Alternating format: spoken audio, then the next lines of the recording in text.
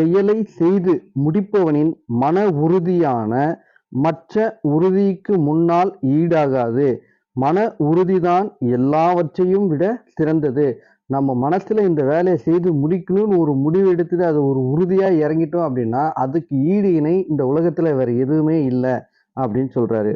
நமக்கு இடையூறு வரும் முன்னே அதனை அறிந்து நீக்குதல். இப்போ நமக்கு ஏதோ ஒரு பிரச்சனை வருது, அதை தெரிஞ்சுக்கிட்டு அதை சரி செய்யறவன் ஒரு ரகம்.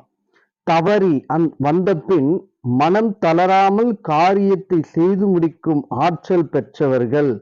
ஸோ வந்துடுச்சு, ஒரு ப்ராப்ளம் வந்துடுச்சு, ஆனா அதை ஃபேஸ் பண்ணி அதை சரி செஞ்சு அதிலிருந்து நம்முடைய செயலை தொடர்ந்து செய்யறான் பாருங்க, அதுதான் மன உறுதி.